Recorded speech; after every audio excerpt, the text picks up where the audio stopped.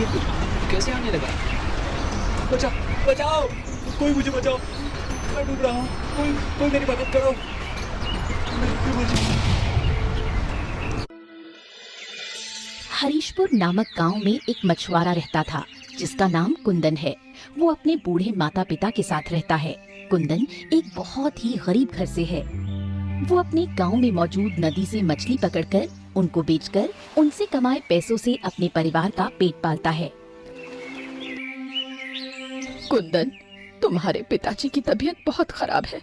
वैद्य जी ने अच्छा खान पान और समय पर दवाइयाँ लेने को कहा है। हाँ माँ, मैं जानता हूँ, लेकिन मैं मजबूर हूँ। मेरे पास इतने पैसे भी नहीं है कि मैं पिताजी का अच्छे से इलाज करवा सकूं। लेकिन कुंदन, कुछ ना कुछ तो करना ही होगा ना, वरना तुम्हारे पिताजी कैसे ठीक होंगे। हाँ माँ, आप परेशान मत हो, मैं जाता हूँ नदी किनारे।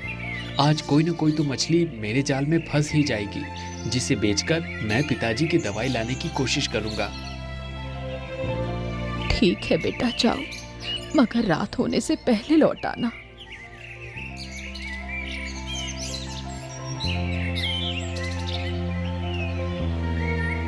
अरे कुंदन, रुको, तुम ये खाने का डिब्बा रखना तो भूल ही गए।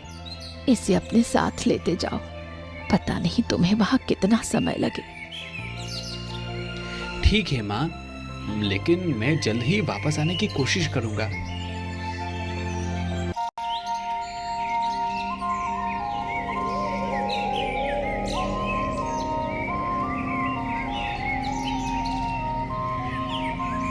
कुंदन अपने पिता की तबीयत को लेकर बहुत चिंतित रहता है और इसी चिंता में वो नदी की तरफ जा ही रहा होता है कि उसे एक साधु बाबा मिलते हैं। प्रणाम साधु बाबा। तथास्तु पुत्र। साधु बाबा, मैंने आपको यहाँ पहले कभी नहीं देखा। क्या मैं जान सकता हूँ कि आप इस जगह पर अकेले क्या कर रहे हैं? पुत्र, मैं यहाँ नया हूँ, यहाँ मैं किसी को नहीं जानता। चलते चलते मैं काफ़ी थक गया हूँ और मुझे बहुत ज़ोरों की भूख भी लगी है, इसलिए मैं यहाँ थक कर बैठ गया हूँ। साधु बाबा, मैं आपकी कुछ मदद कर सकता हूँ? हाँ पुत्र, अगर तुम्हारे बस में हो तो मुझे मेरी थोड़ी सी मदद कर दो। बताइए साधु बाबा, मैं आपके लिए क्या कर सकता हूँ? पुत्र, अगर तुम्हारे पास कुछ खाने का हो तो मुझे दे दो, मुझे बहुत भूख लगी है। खाने को? हाँ, याद आया, मेरे पास खाना है। घर से निकलते समय माँ ने मुझे खाने का डिब्बा दिया था। ये लीजिए साधु बाबा, आप इसे खा लीजिए। कुंदन अपनी भूख की परवाह न करके अपना सारा खाना भूखे साधु बाबा को दे देता है। पुत्र, तुम्हारा बहुत बहुत धन्यवाद कि तुमने मेरी भूख मिटाई। तुम नहीं जानते कि मैं कितना भूखा था। तुमने मुझे अपना सारा खाना खिला दिया, मगर अब तुम क्या खाओगे? मेरा खाना खाने से आपका पेट भर गया। मेरे लिए इतना ही काफ़ी है। जब मैं घर जाऊंगा तब खा लूंगा, और ये तो मेरा फर्ज था। अगर आपकी जगह कोई और भी होता तो भी मैं यही करता। तुम्हारी अच्छाई को देखते हुए वैसे तो मुझे तुम्हें कुछ देना चाहिए, लेकिन मेरे पास तुम्हें देने के लिए कुछ नहीं है। इसलिए मैं तुम्हें आशीर्वाद देता हूँ कि आने वाले समय में तुम बहुत धनवान हो जाओगे। धन्यवाद साधु बाबा, अब मैं चलता हूँ। कुंदन साधु बाबा का आशीर्वाद लेकर वहां से चला जाता है।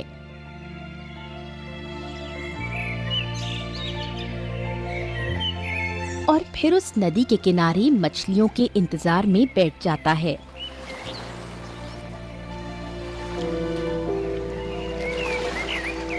मुझे यहाँ बैठे कितनी देर हो गई है, लेकिन अभी तक किनारे मछलियों के इंतजार में बैठ जाता है।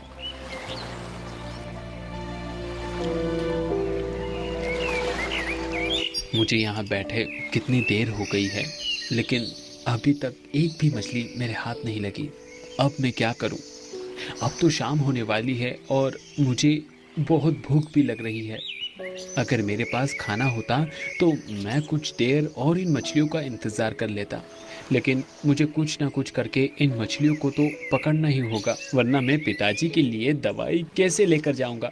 और माँ ने मुझसे कहा था कि अंधेरा होने से पहले मैं घर वापस आ जाऊं।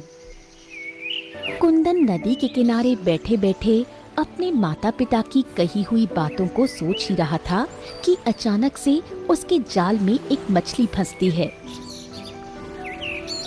अरे वाह, लगता है मेरे जाल में मछली फंस गई है। एक काम करता हूँ, जल्दी से इसको बाहर निकाल लेता हूँ, वरना कहीं ये मेरे जाल से फिर से ना निकल जाए। कुंदन मछली को निकालने के लिए जैसे ही हाथ बढ़ाता है, वैसे ही वो मछली उसके जाल से छूटकर पानी में गुम हो जाती है और कुंदन फिर से मायूस हो जाता है। अब मैं क्या करूं?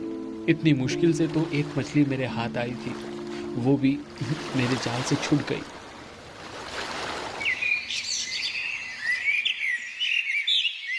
कुंदन को नदी किनारे बैठे बैठे अब रात हो जाती है। वो फिर भी बिना हार माने नदी किनारे बैठा रहता है कि तभी एक मछली फिर से उसके जाल में फंस जाती है। इस बार तो मैं इस मछली को बिल्कुल भी नहीं जाने दूंगा, मैं इसे पकड़ कर ही रहूंगा। कुंदन उस मछली को पकड़ने की कोशिश कर ही रहा था कि अचानक से एक बहुत भयानक तूफान वहां आ जाता है। अरे ये तूफान, ये कैसा तूफान आ रहा है? कुंदन उस तूफान की चपेट में आकर नदी के अंदर डूबने लगता है। वो मदद के लिए चिल्लाता है, लेकिन वहां उसकी मदद करने वाला कोई नहीं होता, इसलिए वो उस नदी में समा जाता है। इधर कुंदन के माता पिता बहुत चिंतित होते हैं, क्योंकि आधी रात बीत चुकी थी और कुंदन का कोई अता पता नहीं था। भाग्यवान,